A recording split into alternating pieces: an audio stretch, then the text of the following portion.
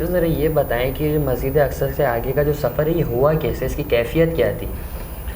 دیکھیے میں سے پیچھے کی بات کروں گا. آپ نے کہا مسجد اقصی سے آگے سفر کیسے ہوا. پہلے ہے مسجد حرام سے آگے سفر کیسے ہوا، کیونکہ اس دور میں کوئی اتنا تیز رفتار گھوڑا یا آج کے دور میں یا قیامت تک کبھی ایسا نہیں ہوا جو 1 ماہ کا سفر چند لمحوں میں کر لے.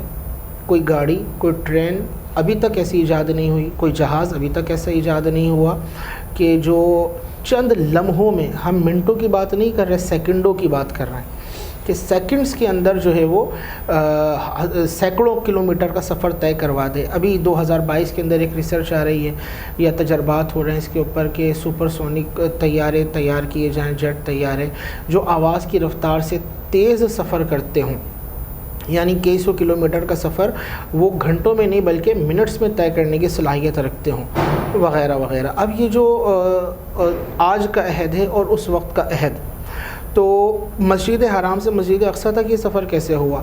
تو حدیث طیبہ میں موجود ہے، آقا علیہ السلام نے فرمایا کہ ہمارے لیے براق پیش کیا گیا. یہ ایک جنتی جو ہے سواری تھی، اور براق برق کہتے ہیں بجلی کو، اور براق اس کی جمع ہے کہ وہ براق جو ہے پھر حدیث میں ہی آیا کہ منتہائے بصر پر اس کا قدم ہوا کرتا تھا.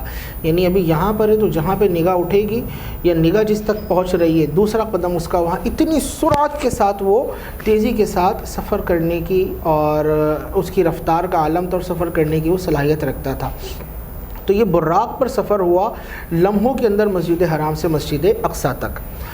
اس کے بعد کا جو سفر، اس میں 2 طرح کی روایت ہیں. ایک روایت تو یہی ہے اس کے بعد بھی بقیہ سفر سدرۃ المنتہا تک براق پر ہوا، لیکن دوسری روایت میں ہے کہ مسجد اقصی کے بعد پھر ایک سیڑھی پیش کی گئی جس کو معراج کہا جاتا ہے. اس سیڑھی کا نام تھا معراج، اور نور کے زینے کے ذریعے آپ پہلے آسمان اور پھر اس کے بعد مختلف آسمانوں کی سیر، یا ایک روایت میں کہ آسمانوں تک اس سیڑھی کے ذریعے، پھر اس کے بعد نورانی فرشتوں کے پروں پر آپ نے آگے کا سفر طے کیا، اور پھر اس سے آگے حضرت جبرائیل امین کے پروں پر آپ نے سفر طے کیا، اور پھر اس کے بعد سدرۃ المنتہا پر آپ کو آگے رف ایک سواری عطا کی گئی جس کے ذریعے آپ کا سفر ہوا. تو ان دونوں روایتوں کو ملا لیا جائے کہ ایک براق کے ذریعے سدرۃ المنتہا تک جانا ہے، اور دوسرا جو ہے مسجد اقصی تک، پھر اس کے بعد نور کی سیڑھی، فرشتے جبرائیل امین کے پر ان کے ذریعے سفر. تو فرشتے جو ہیں یہ بھی گویا کہ براق ہی کی ایک نظیر ہیں ان کے سفر کے اندر، کہ براق منتہائے نظر پہ سفر جو ہے قدم رکھتا یا اس کی رفتار اتنی تیز تھی، تو فرشتوں کا جو سفر ہے یہ بھی بڑی تیزی کے ساتھ ہے.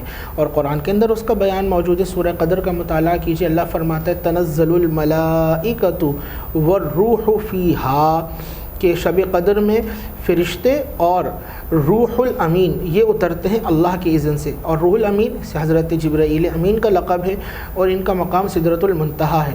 تو رات میں غروب آفتاب سے لے کر طلوع آفتاب تک یہ درمیان ہے، تو رات ہوتے ہی وہ آ جاتے ہیں سدرۃ المنتہا سے زمین پر.